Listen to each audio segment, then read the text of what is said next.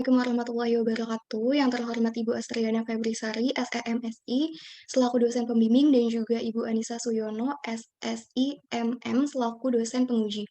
Perkenalkan nama saya Dika Wulandari dengan NIM J3J818400.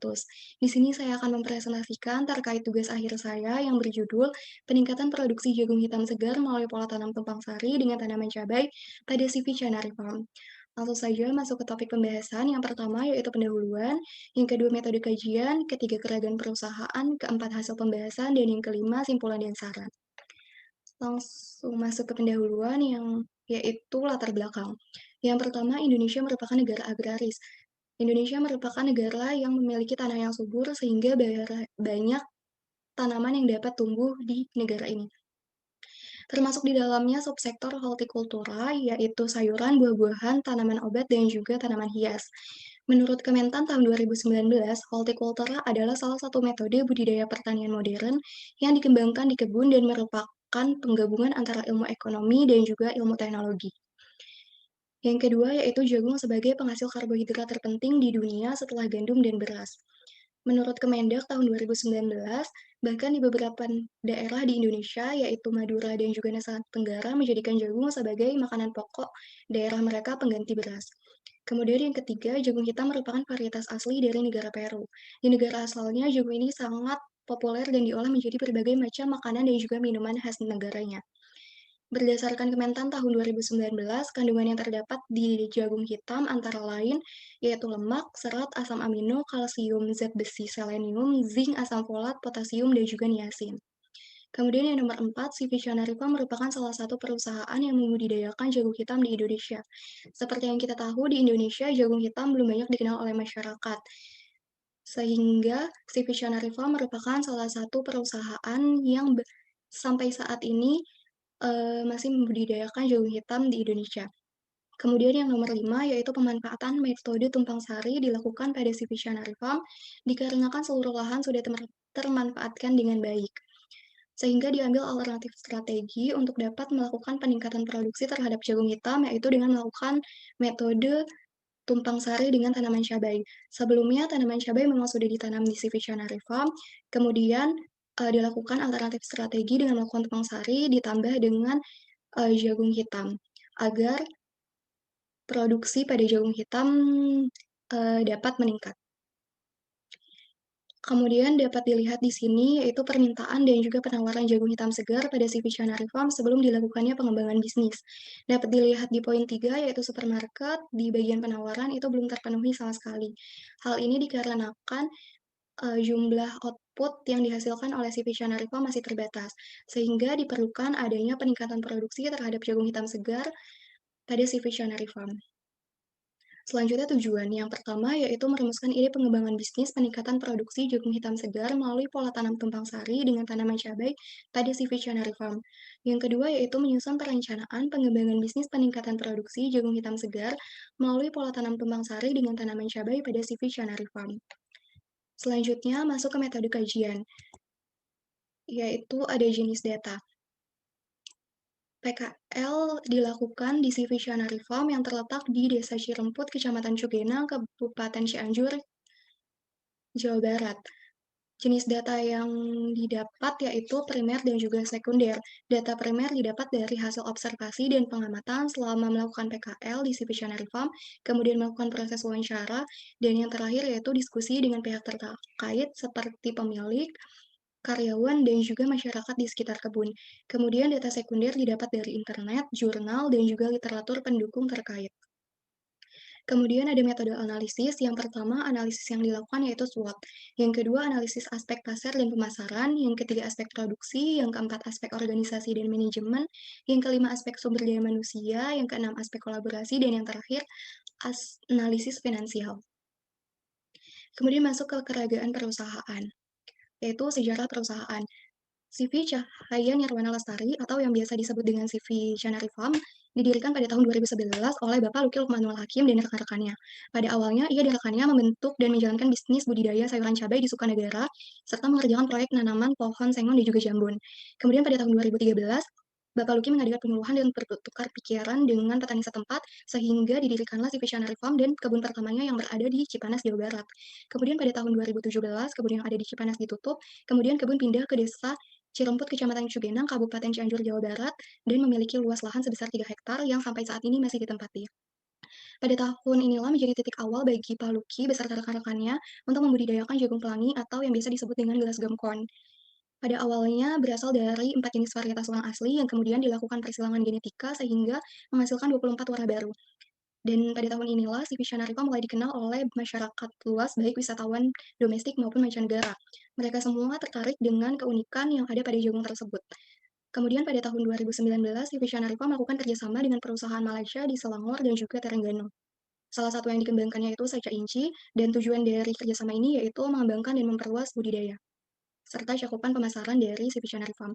Kemudian tahun 2021, tepatnya pada 1 April, si Visionary Farm melakukan uji lab terkait kandungan biji saca inci dan dalam tahapan melakukan kerjasama dengan PT Paragon. Kemudian masuk ke struktur organisasi, di tingkatan pertama ada pemilik, kemudian di tingkatan kedua ada kepala bagian produksi, kepala keuangan, dan juga kepala bagian pemasaran. Dan yang terakhir ada karyawan. Kemudian masuk ke sumber daya perusahaan, sumber daya fisik. Lahan yang dimiliki yaitu seluas 3 hektar, terdiri dari bangunan kantor, saung, lahan untuk penyemaian, coffee shop, dan juga peralatan serta perlengkapan. Kemudian yang selanjutnya ada sumber daya manusia. Jumlah tenaga kerja yang terdapat pada si Visionary Farm berjumlah 20 orang yang terdiri dari pemilik, kepala bagian produksi, kepala bagian keuangan, dan juga kepala bagian pemasaran, serta karyawan.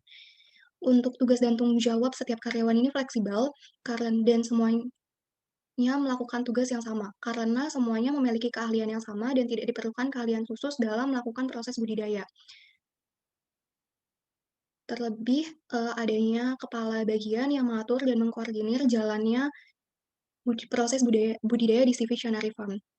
Kemudian selanjutnya ada sumber daya finansial. Modal awal yang digunakan untuk keperluan investasi dan operasional perusahaan berasal dari modal pribadi. Selanjutnya dapat dilihat di sini beberapa peralatan dan perlengkapan yang ada pada si Visionary Farm. Di antaranya yang pertama ada mesin pengolah pupuk atau chopper, mesin pengolah pupuk atau blender, mesin pencampur utama, perlengkapan coffee shop, mobil operasional, cangkul, garpu tanah, meja coffee shop, kursi coffee shop, timbangan, toren air, drum penampung, pisau, korek, cangkul biopori, alat peluang musa, ember, dan juga tenda kemah. Selanjutnya masuk ke hasil pembahasan. Rumusan ide pengembangan bisnis ini yaitu peningkatan produksi jagung hitam segar melalui pola tanam tumpang sari dengan tanaman cabai pada CV Visionary Farm. Rumusan ide ini diambil setelah dilakukannya analisis terkait internal dan juga eksternal perusahaan, ataupun lingkungan mikro dan juga lingkungan makro perusahaan. Kemudian rumusan ini dipilih dengan memanfaatkan peluang yang ada dengan memaksimalkan kekuatan yang dimiliki perusahaan. Yang dapat dilihat di sini setelah dilakukannya analisis terkait didapati adanya kekuatan, kelemahan, peluang, dan ancaman. Dan pengembangan bisnis ini menggabungkan antara kekuatan dan juga peluang perusahaan. Dengan kekuatan yang dimiliki oleh perusahaan, yaitu memiliki pelanggan tetap, memiliki kandungan gizi lebih tinggi dari jagung manis, jadwal panen teratur, penanganan hama dan penyakit yang baik, dilakukannya briefing tiap pagi, tenaga kerja yang telaten dan ulet, SDM melimpah, memproduksi benih, pupuk, serta pestisida sendiri, kerjasama dengan peternak, dan ketersediaan modal yang cukup.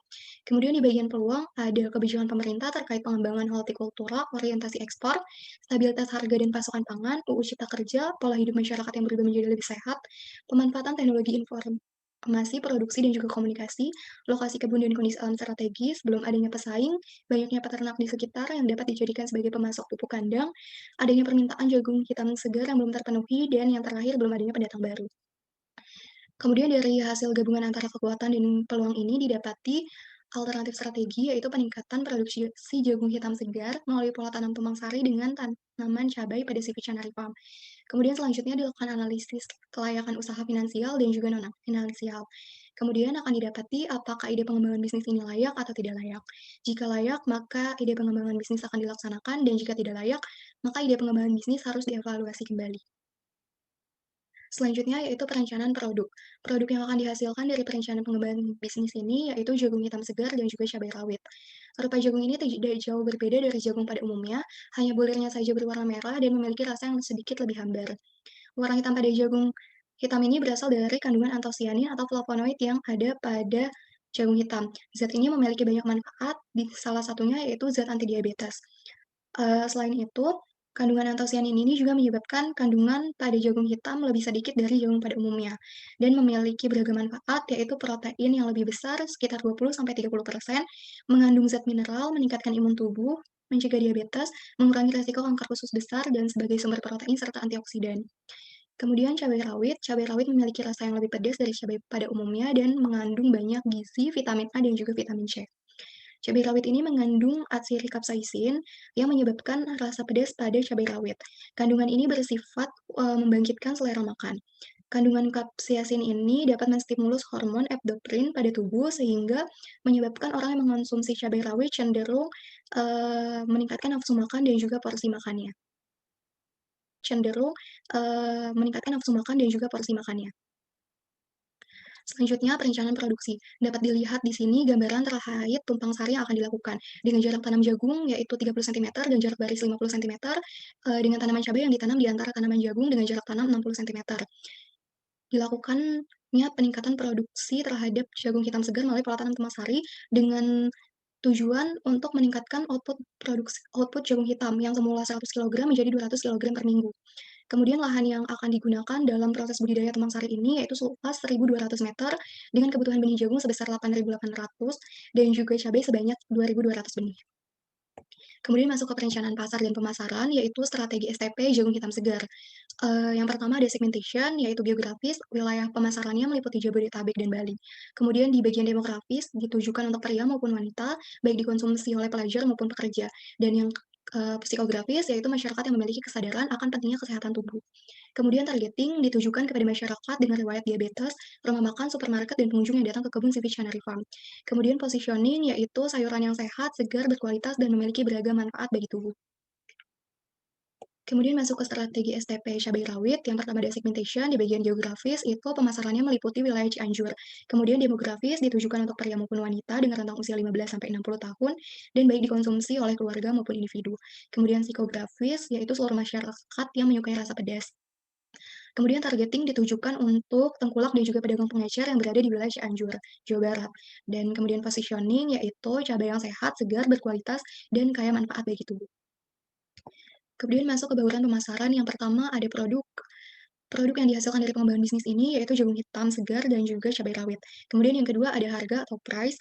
Penempatan harga pada pengembangan bisnis ini menyesuaikan harga produk di pasaran, yaitu jagung dihargai seharga 15.000 per kilogram dan cabai rawit seharga 30.000 per kilogram. Harga ini didapat dari perhitungan HPP yang dilakukan oleh perusahaan dan ditambah oleh markup. Kemudian yang ketiga ada promosi atau promotion. Promosi yang dilakukan oleh si Visionary Farm yaitu melalui personal selling dengan cara menghubungi pelanggan secara langsung terkait ketersediaan jagung hitam dan cabai rawit. Selain melalui personal selling, si Visionary Farm juga memanfaatkan media sosial seperti Facebook, Instagram, dan juga WhatsApp. Kemudian yang keempat ada tempat atau place. Dapat dilihat di sebelah kiri ini ada alur distribusi jagung hitam segar, yaitu kepada supermarket, rumah makan yang berada di wilayah Bali dan juga Bogor, kemudian ke pengunjung kebun. Dan di sebelah kanan ada alur distribusi cabai rawit, yaitu ke pedagang pengecer dan juga tengkulak. Selanjutnya perencanaan organisasi dan manajemen. Perencanaan organisasi dan manajemen pada perusahaan sangat penting untuk dilakukan. Keberhasilan suatu pengembangan bisnis dapat dilihat juga dari adanya perencanaan organisasi dan manajemen ini. Yang pertama, yaitu perencanaan atau planning. Perencanaan yang dilakukan dalam pengembangan bisnis ini yaitu peningkatan produksi jagung hitam segar melalui pola tanam tumpang sari dengan tanaman cabai pada CV Chanari Farm. Kemudian nomor 2 ada pengorganisasian atau organizing. Pengorganisasian yang di sini yang dimaksud yaitu struktur organisasi. Struktur organisasi yang ada pada CV Chanari Farm, tidak berubah. Struktur organisasinya dan juga jumlah tenaga kerja masih tetap sama seperti sebelumnya. Kemudian di bagian ketiga ada pengarahan atau actuating. Pengarahan ini dilakukan oleh pemilik dan juga para kepala bagian, baik kepala bagian pemasaran, kepala bagian produksi, dan juga kepala bagian keuangan. Hal ini dilakukan agar semua kegiatan dalam perusahaan, baik budidaya sampai dengan pasca panen, berjalan dengan lancar dan sesuai dengan tujuan. Kemudian yang nomor 4 ada pengendalian atau controlling. Pengendalian ini dilakukan oleh si Visionary Farm secara rutin seminggu sekali dan dilakukan tiap akhir minggu. Pengendalian ini dilakukan dengan cara, musyawarah dan berembuk, dengan melakukan evaluasi apakah semua kegiatan perusahaan sudah berjalan sesuai dengan target, dan apabila tidak sesuai dengan target, maka harus dikaji ulang dan dievaluasi. Selanjutnya ada perencanaan sumber daya manusia.